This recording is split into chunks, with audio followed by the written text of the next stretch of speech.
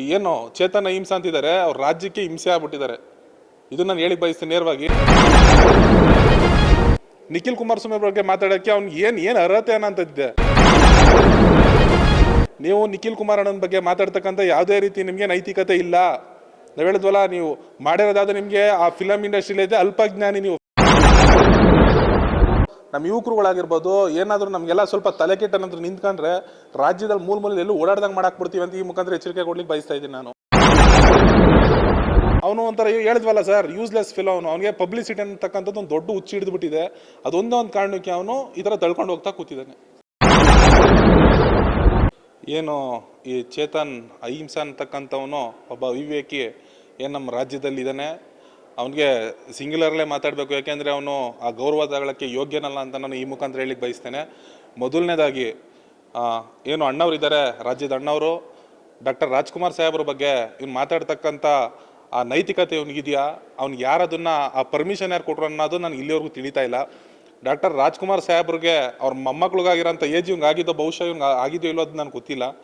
ದಯಮಾಡಿ ಇವನು ಈಗ ಅವ್ರು ಕೊಟ್ಟಿರ್ತಕ್ಕಂಥ ಅದೇನು ಜಾಗ ಇದೆ, ಜಾಗದ ವಿಷಯ ಬಗ್ಗೆ ಮಾತಾಡ್ಲಿಕ್ಕೆ ಇವ್ನು ಹೋಗ್ತಾನೆ. ಇವ್ನು ಯಾರ ಪರ್ಮಿಷನ್ ಕೊಟ್ಟಿದ್ದು ಯಾರು?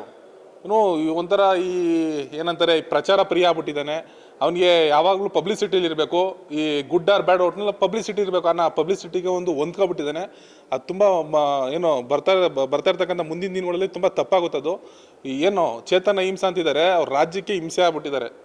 ಇದು ನಾನು ಹೇಳಿ ಬಯಸ್ತೀನಿ ನೇರವಾಗಿ. ಅದನ್ನು ಸೈಡ್ ಇಡ್ತಕ್ಕಂಥದ್ದಾದರೆ ಏನು ನಮ್ಮ ಯುವ ನಾಯಕರು, ನಮ್ಮ ಯುವರಾಜ, ನಮ್ಮ ಯುವ ಘಟಕದ ರಾಜ್ಯಾಧ್ಯಕ್ಷರಾದ ನಿಖಿಲ್ ಕುಮಾರಣ್ಣನ ಬಗ್ಗೆ ಮಾತಾಡಿದ್ದಾರೆ.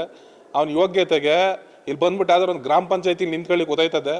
ಅವನೇನು ರಾಜಕಾರಣ ಅಂದ್ರೆ ಏನು ಅಂತ ಹೇಳ್ಬಿಟ್ಟು ಒಂದೇ ಒಂದು ಝೀರೋ ಸೆನ್ಸ್ ಇರತಕ್ಕಂಥ ಮನುಷ್ಯ ರಾಜಕಾರಣದ ಬಗ್ಗೆ ಮಾತಾಡ್ತಾನೆ. ಅವನು ನಿಖಿಲ್ ಕುಮಾರಸ್ವಾಮಿ ಬಗ್ಗೆ ಮಾತಾಡೋಕ್ಕೆ ಅವ್ನಿಗೆ ಏನು ಅರ್ಹತೆ ಅನ್ನಂತಿದ್ದೆ. ರೇ ಅವ್ರಿಗಿರೋಂಥ ಫ್ಯಾನ್ ಬೇಸ್ ಗೊತ್ತೇನ್ರಿ ನಿಮಗೆ? ಅವ್ರು ಹಾಕಿರ್ತಕ್ಕಂಥ ಹುಡುಗರು, ಅವ್ರು ಇರ್ತಕ್ಕಂಥ ಯುವಕರು ಎಷ್ಟು ಜನ ಇದ್ದಾರೆ ಗೊತ್ತೇನ್ರಿ? ನಿಮ್ಮ ಹತ್ರ ನಿಮ್ಮ ಯೋಗ್ಯತೆಗೆ ಅವ್ರ ಬಗ್ಗೆ ಮಾತಾಡ್ತಿರಲ್ಲ, ನೀವು ನಿಮ್ಮೊಂದು ನಾಚಿಕೆ ಅಂತಕ್ಕಂಥದ್ದಾಗಬೇಕು. ಚೇತನ ಹಿಂಸೆ ಅವರೇ, ದಯಮಾಡಿ ನಾವು ಇಲ್ಲಿವರೆಗೂ ಈಗಲೂ ಹೇಳ್ತಾ ಇದೀವಿ ಕೇಳಿ. ನೀವು ನಿಖಿಲ್ ಕುಮಾರಣ್ಣನ ಬಗ್ಗೆ ಮಾತಾಡ್ತಕ್ಕಂಥ ಯಾವುದೇ ರೀತಿ ನಿಮಗೆ ನೈತಿಕತೆ ಇಲ್ಲ. ನಾವು ಹೇಳಿದ್ವಲ್ಲ, ನೀವು ಮಾಡಿರೋದಾದ್ರೆ ನಿಮಗೆ ಆ ಫಿಲಮ್ ಇಂಡಸ್ಟ್ರಿಲಿ ಇದೆ ಅಲ್ಪಜ್ಞಾನಿ ನೀವು. ಫಿಲಮ್ ಇಂಡಸ್ಟ್ರಿಲಿ ನೀವು ಮಾಡಿರ್ತಕ್ಕಂಥ ನಿಮ್ಮ ವೃತ್ತಿಲಿ ರಾಜಕಾರಣದ ಬಗ್ಗೆ ಮಾತಾಡೋಕೆ ಬಯಸ್ತೀರಾ ನೀವು? ರಾಜಕಾರಣ ನಿಮ್ಗೆ ಅಂತ ತಾಕತ್ತಿದ್ರೆ, ಕೆಪಾಸಿಟಿ ಇದ್ರೆ ಬನ್ನಿರಿ. ನೀವು ಊರು ಯಾವ್ದು ಹೇಳ್ರಿ, ಆ ಗ್ರಾಮ ಪಂಚಾಯತಿಗೆ ನಿಂತ್ಕೊಳ್ರಿ, ಗೆಲ್ರಿ, ನೋಡ್ತೀವಿ, ಆಯಿತು, ಅವಾಗ ಒಪ್ಕೋತೀನಿ. ನೀವು ಅವಾಗ ಬೇಕಾದ್ರೆ ಮಾತಾಡಿವ್ರಿ ನಮ್ಮ ಯುವ ನಾಯಕರ ಬಗ್ಗೆ, ನಮ್ಮ ನಿಖಿಲ್ ಕುಮಾರಸ್ವಾಮಿ ಅವ್ರ ಬಗ್ಗೆ. ದಯಮಾಡಿ ನೆಲಲ್ಲಿ ನಿಲ್ಲಿಸ್ಬೇಕು. ಚೇತನ ಹಿಂಸೆ ಅವರೇ, ನಾವು ಕಾರ್ಯಕರ್ತರಾಗಿರ್ಬೋದು, ನಮ್ಮ ನಿಖಿಲಣ್ಣನ ಏನು ಅನುಯಾಯಿಗಳಾಗಿರ್ಬೋದು, ನಮ್ಮ ಯುವಕರುಗಳಾಗಿರ್ಬೋದು, ಏನಾದರೂ ನಮಗೆಲ್ಲ ಸ್ವಲ್ಪ ತಲೆ ಕೆಟ್ಟನಂತರ ನಿಂತ್ಕೊಂಡ್ರೆ ರಾಜ್ಯದಲ್ಲಿ ಮೂಲೆಯಲ್ಲಿ ಎಲ್ಲೂ ಓಡಾಡ್ದಂಗೆ ಮಾಡಾಕ್ಬಿಡ್ತೀವಿ ಅಂತ ಈ ಮುಖಾಂತರ ಎಚ್ಚರಿಕೆ ಕೊಡ್ಲಿಕ್ಕೆ ಬಯಸ್ತಾ ಇದ್ದೀನಿ ನಾನು. ಯಾಕೆಂತ ಹೇಳಿದ್ರೆ ನಮ್ಮ ಯುವ ನಾಯಕರು ಅವ್ರನ್ನ ಫಾಲೋ ಮಾಡ್ತಾ ಇರ್ತಕ್ಕಂಥವ್ರು ನಮ್ಮಂಥವ್ರು ಸಾವಿರಾರು ಜನ ಯುವಕರಿದ್ದೀವಿ. ರಾಜ್ಯದ ಜನತೆ ಅವ್ರನ್ನ ಫಾಲೋ ಮಾಡ್ತಾ ಇದ್ದಾರೆ. ಅವ್ರ ಹಿಂದೆ ನಾವು ಗಟ್ಟಿಯಾಗಿ ನಿಂತಿದ್ದೀವಿ.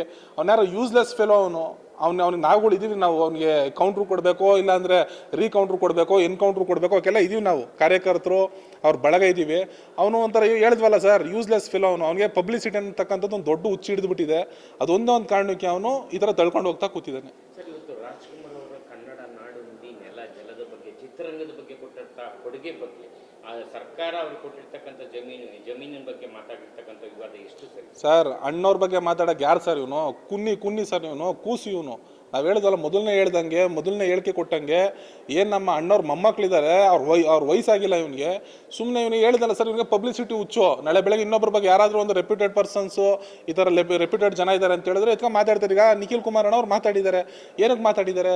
ಅವ್ನು ಕೊಟ್ಟಿರ್ತಕ್ಕಂಥ ಹೇಳಿಕೆ ತಪ್ಪಿರೋದ್ರಿಂದ ರೋಡಲ್ಲಿ ಜನ ಮಾತಾಡ್ತಾ ಇದ್ದಾರೆ. ಅವ್ನು ಹೇಳ್ತಾ ಇದೀವಲ್ಲ, ತಪ್ಪಿಸ್ಕೊಂಡು ಕದ್ದಿ ಮುಚ್ಚಿ ಓಡಾಡ್ತಾ ಕೂತಿದ್ದಾನೆ ರಾಜ್ಯದಲ್ಲಿ. ಎಲ್ಲಾದರೂ ಕಣ್ಗೆರ ಕಾಣಿಸಿದ್ರೆ ಬಿಡ್ತಾರ ಅವನ್ನ? ಅಣ್ಣವ್ರಿಗೆ ಎಂಥ ಅಭಿಮಾನಿಗಳು ಬಳಗ ಇದೆ ಸರ್. ನಮಗೇನು ಎಂತೆಂಥ ಬಿರುದಿದೆ ಅಣ್ಣವ್ರಿಗೆ. ನಮಗೆ ಅವ್ರು ಅವತ್ತಿನ ದಿನ ಮನಸ್ಸು ಪಟ್ಟಿದ್ರೆ ಡಾಕ್ಟರ್ ರಾಜ್ಕುಮಾರ್ ಸಾಹೇಬ್ರವರು ಈ ತಮಿಳ್ನಾಡು MGR ಥರನೋ, ಇಲ್ಲಾಂದರೆ ಪಕ್ಕದ ಆಂಧ್ರ ಕ್ಷೇತ್ರದ ಇವ್ರ ಥರನೋ ಇನ್ನೂ ದೊಡ್ಡ ವ್ಯಕ್ತಿ, ದೊಡ್ಡ ಹುದ್ದೆಯಲ್ಲಿ ಇರ್ಬೋದಿತ್ತು. ಬಟ್ ಅವರು ಸಂಪೂರ್ಣ ಅವರ ಏನು ಜೀವನಾವಧಿ ಎಲ್ಲ ಬರೀ ಅವರು ಒಂದು ಕಲಾ ಸೇವೆಗೆ ಇಟ್ಬಿಟ್ರು. ಅಂಥವ್ರ ಬಗ್ಗೆ ಮಾತಾಡೋದು ಯಾವುದ್ರ ನೈತಿಕತೆ ಇದೆ ಅವನಿಗೆ? ಇವತ್ತು ಏನಾದರೂ ನಿಖಿಲ್ ಅವ್ರ ಬಗ್ಗೆ ಚೇತನ ಹಿಂಸೆ ಅವರು ಬಾಯಿ ಬಿಚ್ಚಿದ್ದಾರೆ ನಿಮ್ಮ? ಸರ್, ತುಂಬ ಸ್ಪಷ್ಟವಾಗಿ ಹೇಳಿಕ್ಕೆ ಬಯಸ್ತೇನೆ. ಚೇತನ್ ಅಹಿಂಸ ಅವ್ರಿಗೆ ನೇರವಾಗಿ ನಾನು ಇದನ್ನು ತಲುಪಿಸಕ್ಕೆ ಬಯಸ್ತೇನೆ ನಿಮ್ಮ ಒಂದು ಮೀಡಿಯಾ ಮುಖಾಂತರ. ಮುಂದಿನ ದಿನಗಳಲ್ಲಿ ಏನಾದರೂ ನಮ್ಮ ಯುವ ನಾಯಕರಾದಂಥ ನಿಖಿಲ್ ಕುಮಾರಸ್ವಾಮಿ ಅವ್ರ ಬಗ್ಗೆ ಏನಾದರೂ ಈ ಥರ ದ್ವಂದ್ವ ಹೇಳಿಕೆ ಆಗಿರ್ಬೋದು, ಈ ಥರ ಒಂದು ಲೂಸ್ ಟಾಕ್ಸ್ ಅನ್ನೋಂಥದ್ದು ಏನಾದರೂ ಮಾತಾಡಿರ್ತಕ್ಕಂಥದ್ದೇ ಆದರೆ ನೀವು ಎಲ್ಲಿರ್ತೀರಾ ಅಲ್ಲಿ ನಾವು ಯುವ ಕಾರ್ಯಕರ್ತರು, ನಾವು ಯುವಕರು ಎಲ್ಲ ಬಂದು ನಿಮ್ಮನ್ನ ಮುತ್ತಿಗೆ ಹಾಕಂತ ಕೆಲಸ ಮಾಡ್ತೀವಿ. ದಯಮಾಡೋದಕ್ಕೆ ಅವಕಾಶ ಕೊಡಬೇಡಿ ಅಂತ ಈ ಮುಖಾಂತರ ಹೇಳಿ ಬಯಸ್ತೇನೆ ಸರ್.